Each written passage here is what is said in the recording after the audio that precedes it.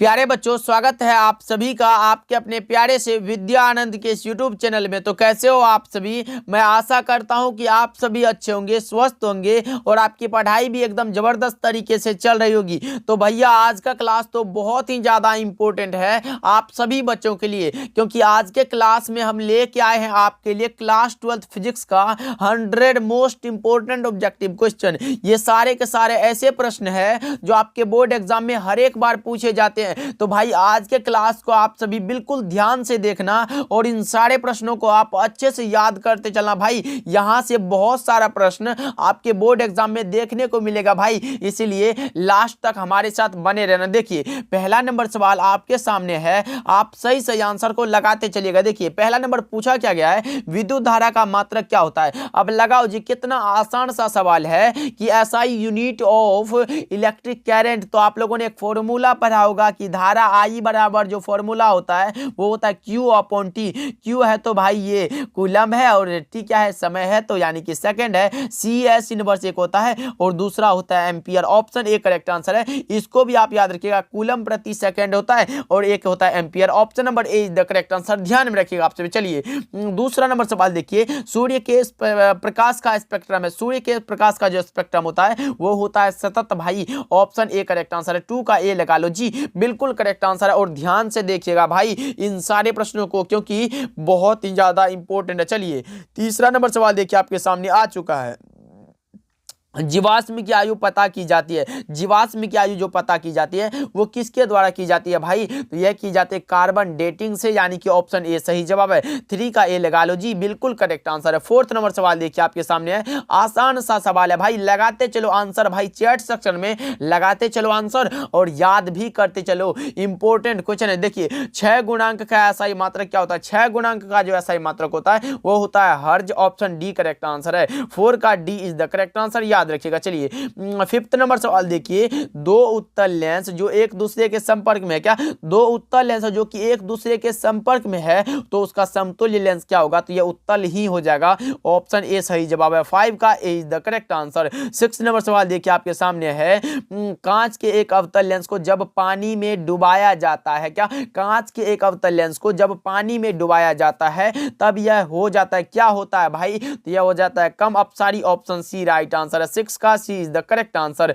7 number सवाल देखिए आपके सामने है, किसी अवरोध की कोर से प्रकाश का मुड़ना कहलाता है। किसी अवरोध की कोर से प्रकाश का जो मुड़ना कहलाता है वो क्या कहलाता है? तो यह कहलाता है विवर्तन। Option number B is the correct answer. 8 number सवाल देखिए क्या कह रहा है, ऊर्जा के एक रूप को दूसरे रूप में परिवर्तित करने की क्रिया की युक्ति कहलाती है। ऊर्जा के एक रूप से दूसरे रूप में भाई, तो लगाओ करेक्ट आंसर क्या होगा 8 का? तो यह हो जाएगा transducer. Option C is the correct answer. 9 number सवाल देखिए आपके सामने, विद्युत तीव्रता का मात्रक है। विद्युत तीव्रता का मात्रक क्या होता है भाई? तो आपको भी पता है वोल्ट प्रति मीटर होता है। Option number B is the correct answer, volt प्रति मीटर हो जाता है, ध्यान में रखिएगा आप सभी। चलिए 10 नंबर सवाल को देखते हैं आपके सामने है, निम्नलिखित में किस राशि का मात्रक वोल्ट प्रति मीटर होता है भाई? यह होता है इलेक्ट्रिक फील्ड का। Option number D correct answer है, विद्युत क्षेत्र हो जाएगा, याद रखिएगा। चलिए 11 नंबर सवाल देखिए आपके सामने आ चुका है, किसी द्विध्रुव को एक समान विद्युत क्षेत्र में रखा गया हो तो उस पर परिणामी विद्युत बल कितना होता है ये बताना है आपको। तो यह हमेशा 0 होता है। ऑप्शन ए सही जवाब हो जाएगा, 11 का A is the correct answer.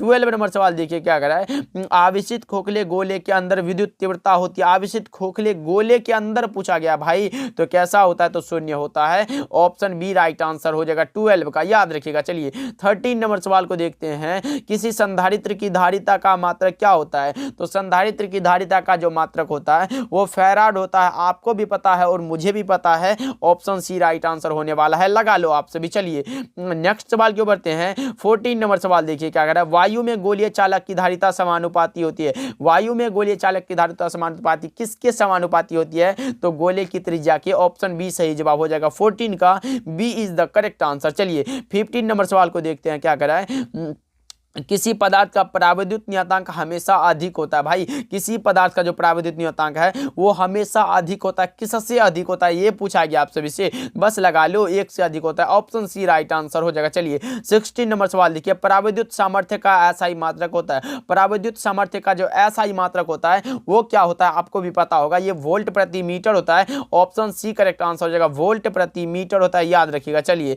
अगले प्रश्न की ओर बढ़ते हैं। 17 नंबर सवाल देखिए, ध्रुवण का परिणाम निर्भर करता है, किस पर निर्भर करता है? तो 17 का करेक्ट आंसर हो जाएगा द्विध्रुव स्थितिज ऊर्जा पर और ऊष्मीय ऊर्जा पर। ऑप्शन सी राइट आंसर है, ए और बी दोनों हो जाएगा, याद रखिएगा। चलिए 18 नंबर सवाल देखिए क्या कर रहा है, जब ताप में वृद्धि होती है तो तब किसी चालक का प्रतिरोध पूछा गया भाई। तो 18 का करेक्ट आंसर होगा बढ़ता है, अगर अर्धचालक होता है तब घटता है। ओके चलिए देखिए 19 नंबर सवाल देखिए क्या कर रहा है, विद्युतीय परिपथ के किसी बिंदु पर सभी धाराओं का बीजगणितीय योग होता है कितना? तो शून्य होता है। ऑप्शन बी राइट आंसर है, याद रखिएगा। इंपॉर्टेंट क्वेश्चन आपके बोर्ड एग्जाम में आया हुआ सवाल है। चलिए 20 नंबर सवाल को देखते हैं क्या कर रहा है, किरचॉफ का नियम निम्नलिखित में किसका परिणाम है? यह होता है, कौन सा होता है? तो विद्युत क्षेत्र का संरक्षित चरित्र होता है। ऑप्शन बी करेक्ट आंसर हो जाएगा। चलिए 21 नंबर सवाल देखिए क्या कर रहा है, विभव मापी के तार की लंबाई बढ़ा देने पर संतुलन बिंदु प्राप्त होता है। भाई कितने लंबाई पर होता है ये पूछा गया आपसे विषय। तो 21 का जो करेक्ट आंसर हो जाएगा वो हो जाएगा अधिक लंबाई पर। Option number B right answer है। चलिए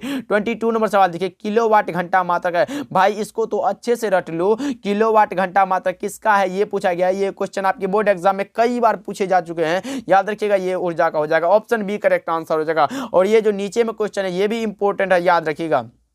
इलेक्ट्रॉन वोल्ट द्वारा मापा जाता है, यानी कि ईवी के द्वारा क्या मापा जाता है? तो ऊर्जा मापा जाता है। ऑप्शन डी करेक्ट आंसर हो जाएगा, याद रखिएगा आप सभी। चलिए 24 नंबर सवाल देखिए, अवशोषित विद्युत ऊर्जा विभवांतर के वर्ग के समानुपाती होता है। ऑप्शन सी राइट आंसर है, 24 का C is the correct answer. 25 number सवाल देखिए, एक स्वस्थ मनुष्य के शरीर का विद्युत प्रतिरोध होता है कितना होता है? भाई 25 का करेक्ट आंसर आप बताओ। यह होता है 10,000 ohm. Option number B is the correct answer. चलिए 26 नंबर सवाल को देखते हैं, किसी चालक का विशिष्ट प्रतिरोध बढ़ता है, किसके बढ़ने से बढ़ता है? तो ये ताप के बढ़ने से बढ़ता है। 26 का A is the correct answer. चलिए 27 नंबर सवाल को देखते हैं, स्थिर विद्युतीय क्षेत्र होता है कैसा होता है? भाई स्थिर विद्युतीय क्षेत्र संरक्षित होता है, कंजर्वेटिव होता है। ऑप्शन ए करेक्ट आंसर हो जाएगा। चलिए 28 नंबर सवाल को देखते हैं क्या कर रहा है, एक आवेशित चालक की सतह के किसी बिंदु पर सभी विद्युत तीव्रता क्या होती है? अब बताओ जी, एक आवेशित चालक की सतह के किसी बिंदु पर विद्युतीय क्षेत्र की तीव्रता क्या होती है? तो सतह के लंब होती है, याद रखिएगा भाई,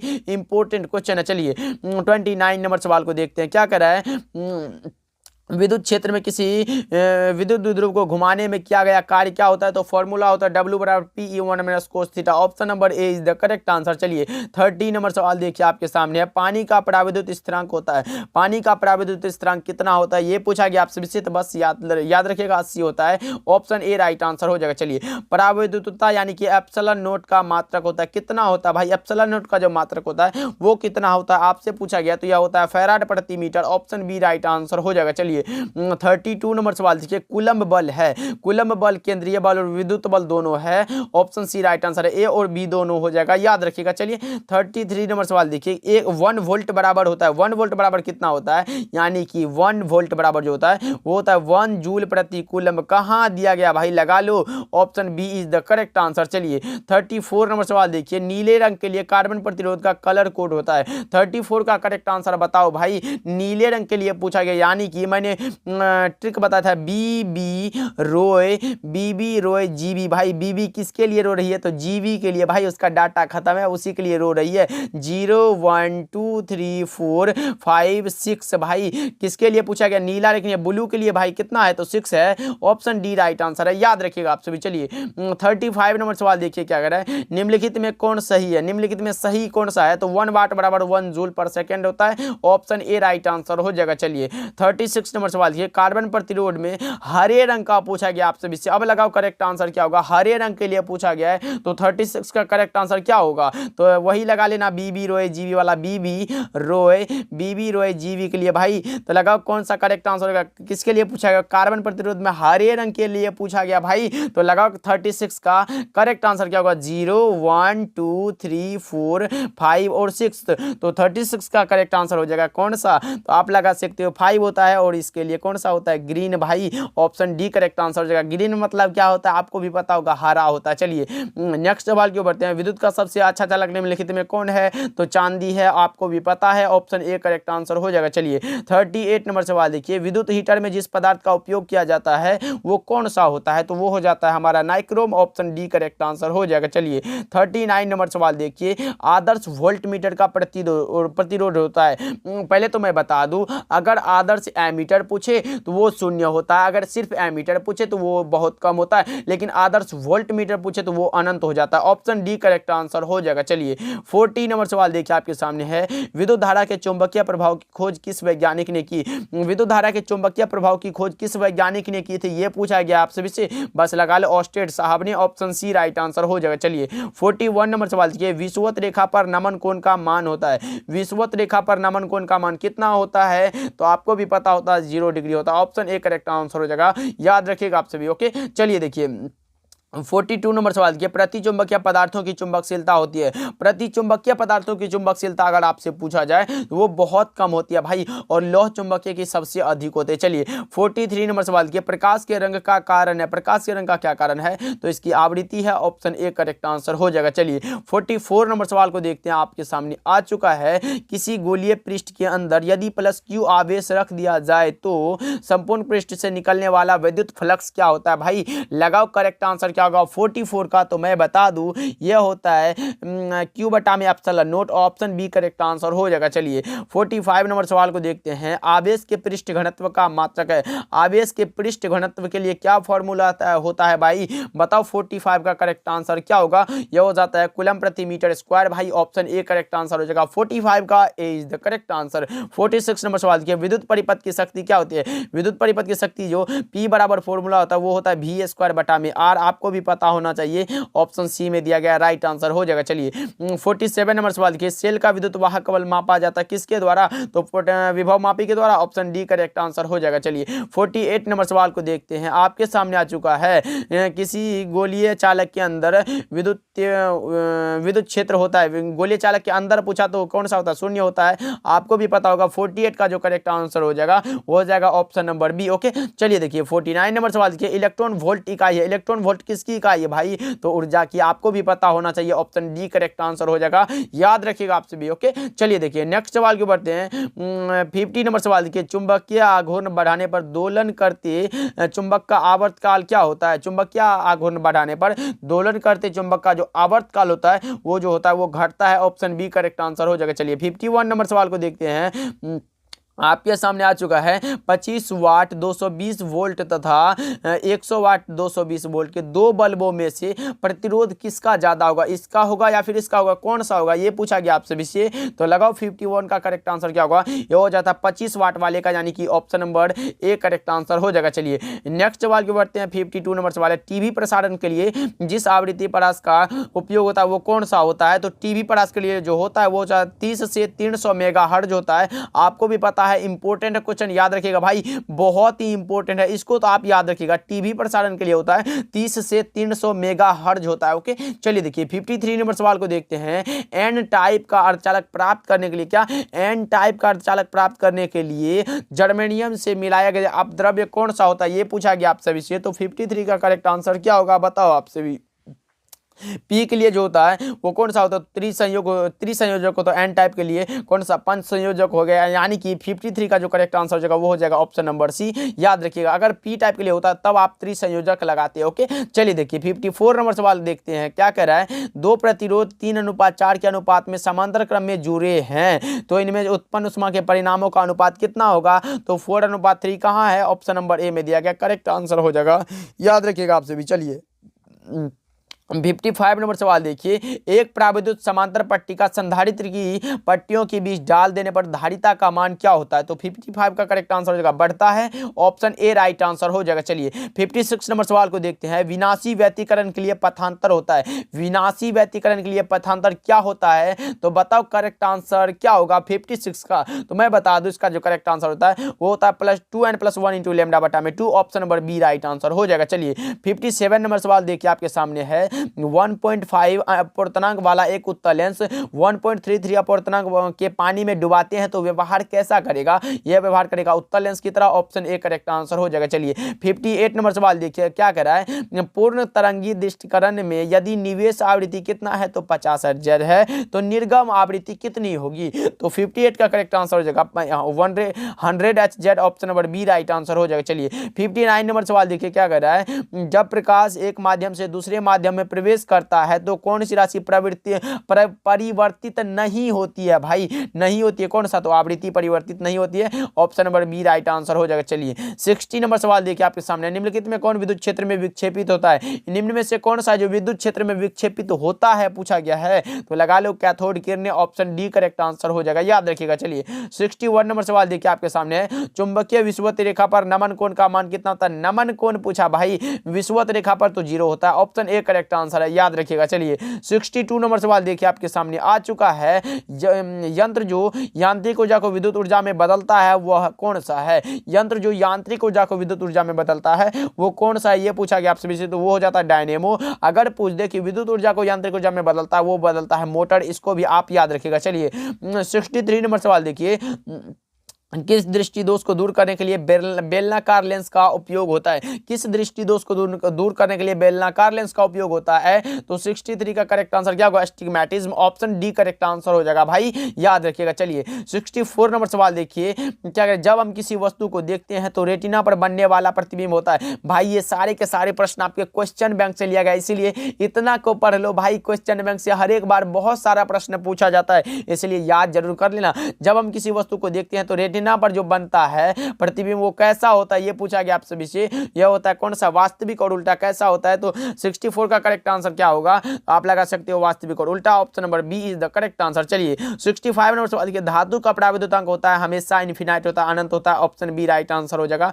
चलिए 66 नंबर सवाल को देखते हैं। हाइड्रोजन स्पेक्ट्रम की कौन सी श्रेणी दृश्य भाग में पड़ती है? हाइड्रोजन स्पेक्ट्रम की कौन सी श्रेणी है जो दृश्य भाग में पड़ती है? तो करेक्ट आंसर क्या होगा 66 का? तो यह हो जाएगा बामर श्रेणी। ऑप्शन ए राइट आंसर हो जाएगा। चलिए 67 नंबर सवाल देखिए। विद्युत चुंबकीय तरंगों की प्रकृति होती है कैसी? तो कैसी? अनुप्रस्थ होती है भाई। ऑप्शन बी करेक्ट आंसर है, याद रखिएगा आप सभी। अगर ध्वनि तरंगों की पूछे तब अनुदैर्ध्य होता है, लेकिन अभी का जो करेक्ट आंसर है वो है जाएगा अनुप्रस्थ। ओके चलिए देखिए 68 नंबर सवाल देखिए आपके सामने। लेंस का नियम संबंध है किससे संबंध है? भाई लेंस का नियम जो है ये एनर्जी से संबंध है। ऑप्शन सी राइट आंसर हो जाएगा। चलिए 69 नंबर सवाल को देखते हैं। जब किसी एमीटर को शंट किया जाता है तो इसकी माप सीमा क्या होती है? जब किसी एमीटर को शंट करते हैं तो उसकी माप सीमा जो है वो सीधे रूप से बढ़ जाती है। ऑप्शन ए करेक्ट आंसर हो जाएगा। चलिए 70 नंबर सवाल को देखते हैं क्या कर रहा है। स्वप्रेरकत्व का ऐसा ही मात्रक है। स्वप्रेरकत्व हेनरी होता है भाई।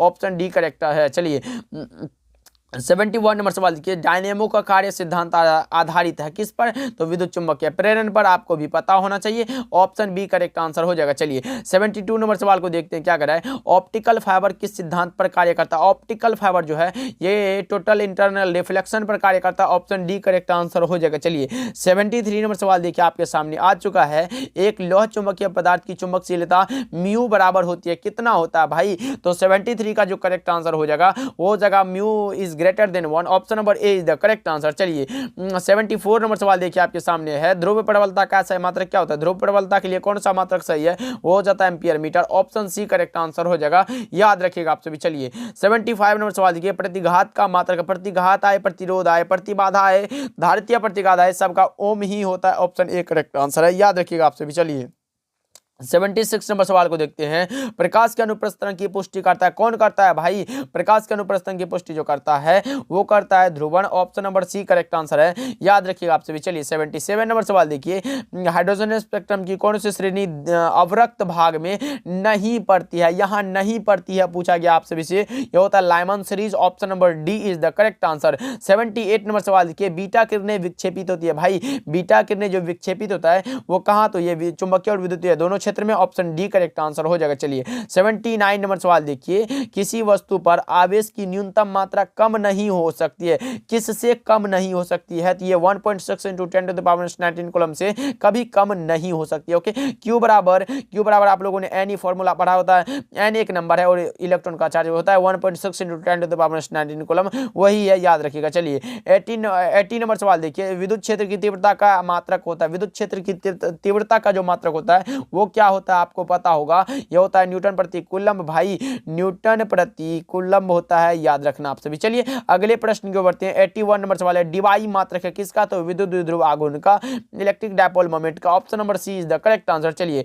82 नंबर सवाल देखिए, दो विद्युत क्षेत्र रेखाएं एक दूसरे को किस कोण पर काटती है, किस कोण पर काटती है भाई, क्या वो 90 डिग्री पर, 45 डिग्री, 30 डिग्री या फिर नहीं काटती है, ये कभी नहीं काट सकती है। Option number D correct answer हो जाएगा। चलिए 83 नंबर सवाल देखिए, प्रकाश का वेग महत्तम होता है किसमें भाई, यह होता है वैक्यूम यानी कि निर्वात में। ऑप्शन डी करेक्ट आंसर हो जाएगा। चलिए 84 नंबर सवाल देखिए आपके सामने है, निम्नलिखित में कौन सा संबंध द्रव्यमान और ऊर्जा के लिए सही है, द्रव्यमान और ऊर्जा के लिए होता है E बराबर mc² होता है। ऑप्शन सी करेक्ट आंसर हो जाएगा भाई, याद रखना। चलिए 85 नंबर सवाल देखिए, निम्नलिखित में कौन सदिश राशि है, सदिश राशि के लिए कौन सा सही है भाई, तो आप लगा सकते हो विद्युत तीव्रता सदिश राशि है और आवेश धारिता ये अदिश राशि है, इसको भी आप याद रखिएगा। चलिए 86 नंबर सवाल देखिए, किसी चालक में विद्युत धारा के प्रवाह का कारण है, किसी चालक में विद्युत धारा के प्रवाह का क्या कारण हो सकता है भाई, यह होता है विद्युतीय विभव में अंतर। ऑप्शन सी राइट आंसर हो जाएगा। चलिए 87 नंबर सवाल को देखते हैं, प्रकाश विद्युत प्रभाव की व्याख्या में प्रकाश को माना जाता है,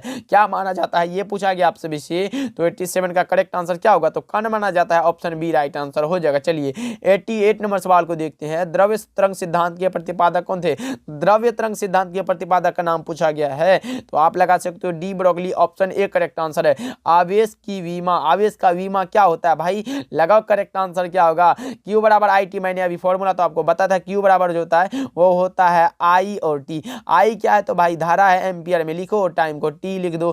AT कौन सा ऑप्शन में दिया गया, ऑप्शन नंबर ए करेक्ट आंसर है, याद रखिएगा आप सभी। चलिए 90 नंबर सवाल देखिए, विद्युत क्षेत्र E तथा विद्युत विभव V के बीच संबंध क्या होता है, E बराबर -dV/dx। Option A correct answer है, 90 का A is the correct answer. चलिए 91 नंबर सवाल देखिए आपके सामने है, यदि किसी खोखले गोलीय चालक को धनावेशित किया जाए तो उसके भीतर विद्युत विभव क्या होता है, धनात्मक और समरूप होता है। ऑप्शन बी करेक्ट आंसर हो जाएगा। चलिए 92 नंबर सवाल देखिए, किसी संधारित्र की धारिता का मात्रक क्या होता है, अभी तो मैंने बताया फैराड होता है। ऑप्शन सी करेक्ट आंसर हो जाएगा, याद रखिएगा। चलिए 93 नंबर सवाल देखिए, फ्यूज तार किस पदार्थ से निर्मित होती है, फ्यूज तार जो है वो किस पदार्थ से निर्मित होती है, ये पूछा गया आप सभी से। तो 93 का जो करेक्ट आंसर होता है वो होता है लेड और टिन और मिश्र धातु का। ऑप्शन सी करेक्ट आंसर हो जाएगा। चलिए 94 नंबर सवाल को देखते हैं, एम्पियर हावर मात्रक है, एम्पियर घंटा किसका मात्रक है, तो ये चार्ज का है। ऑप्शन बी करेक्ट आंसर है, याद रखना आपसे भी इंपॉर्टेंट है। चलिए 95 नंबर सवाल देखिए, पी टाइप अर्धचालक में संख्यक धारावाही होते हैं, पी टाइप के लिए पूछा गया भाई,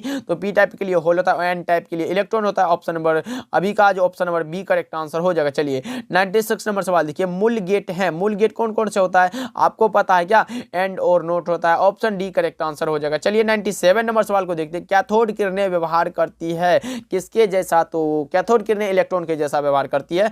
ऑप्शन बी करेक्ट आंसर हो जाएगा, याद रखना आप सभी। चलिए 98 नंबर सवाल देखिए आपके सामने, पृथ्वी की ध्रुव पर नमन कोण का, पृथ्वी के ध्रुव पर नमन कोण पूछा 90 डिग्री होता है। ऑप्शन बी करेक्ट आंसर हो जाएगा। अगर विषुवत रेखा पर पूछे तब 0 डिग्री होता है, याद रखिएगा। चलिए 99 नंबर सवाल देखिए, अन्योन्य प्रेरकत्व का मात्रक होता है, अन्योन्य प्रेरकत्व का जो मात्रक होता है वो होता है henry. Option C right answer है, याद रखना आप सभी। चलिए 100 नंबर सवाल देखिए आपके सामने आ चुके हैं, आवेश कितने प्रकार के होते हैं, आवेश एक तो प्लस होता है और दूसरा क्या माइनस होता है, कितना हुआ 2 ही होता है, तो ऑप्शन नंबर बी लगा लो, करेक्ट आंसर हो जाएगा भाई, एकदम करेक्ट हो जाएगा। अब आप फटाफट से कमेंट करके बताना कि इस 100 ऑब्जेक्टिव में आप सही कितना कर पाए, यानी कि आपको पहले से कितना पता था, जरूर कमेंट करके बताना। तो मिलते हैं अगले क्लास में, तब तक के लिए इस चैनल पे नए जुड़ रहे हैं तो सब्सक्राइब जरूर से करिएगा, क्योंकि हम आपके लिए इतना मेहनत करते हैं, तो आप थोड़ा सा मेरे लिए भी हेल्प करना, चैनल पे नए सब्सक्राइब करके ऑल नोटिफिकेशन को ऑन कर लीजिएगा। मिलते हैं अगले क्लास में।